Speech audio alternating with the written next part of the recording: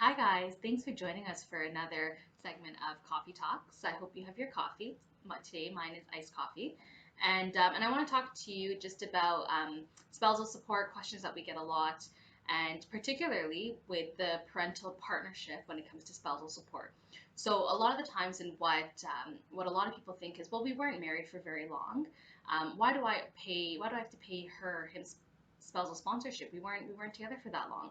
And the answer to that is that the Spousal Support Advisory Guidelines, so often referred to as the SEGs, basically has two grounds of entitlement to spousal support. As many of you know, there's a compensatory entitlement basis, and there's when it comes to the parental partnership and what we look at. It's not the length of the marriage. It's not the interdependency of the couple on each other. It's not any of that. What we are looking at is the presence of dependent children that could cause a rise to a spousal support claim, and something usually within either the mid or sometimes even the high range, depending on the circumstances. But for the most part, it's the theory that there are dependent children that's going to cause an economic disadvantage to one of the parents over time.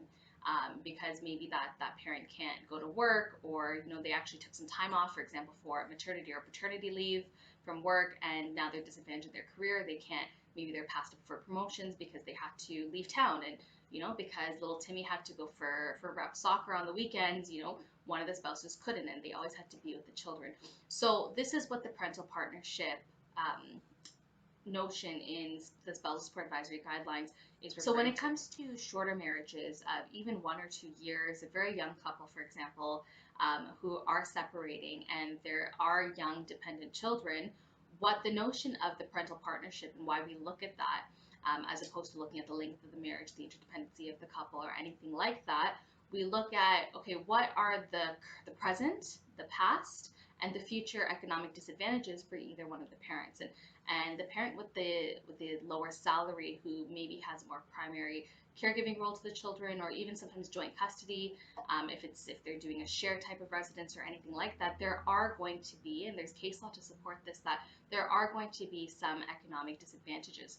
Another point that I want to bring up is within the SEGs itself, and if you read them, it's the parental partnership role is also there, and it's a theory that case law has looked at, because also what it is that sometimes when spouses get married, one spouse says, well, you know what, I'm going to get married, so I'm not going to go for that job right now, or I'm not going to become completely self-sufficient because I know my role in marriage is to perhaps stay home with the children. So they've already kind of set themselves up. So it's important to look at, for those of you who are currently going through this and think that, well, it's a short marriage, we'll be fine, I'll pay my child support. You may still be on the hook based on this. And at the same time, it could bring a claim for a compensatory basis for spousal support, and also a needs basis. Okay, so it's important to take the time, look at that, talk about it with your lawyer, because it's very important to see that, because sometimes when we're doing the calculations and we see, well, the marriage was really short. The longer marriages are definitely something that there's a lot more theory involved, and there's a lot more to consider. But in the shorter marriages, it's a lot more telling for family lawyers like us to see, well, hey, is there going to be a basis of spousal support?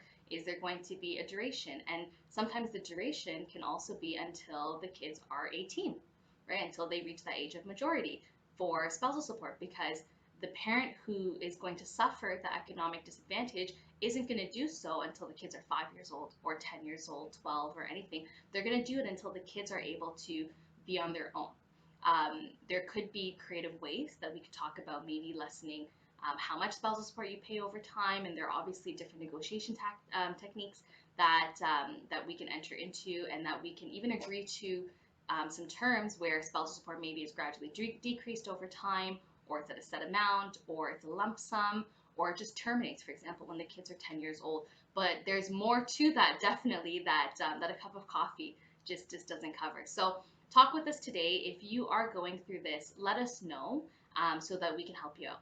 Take care.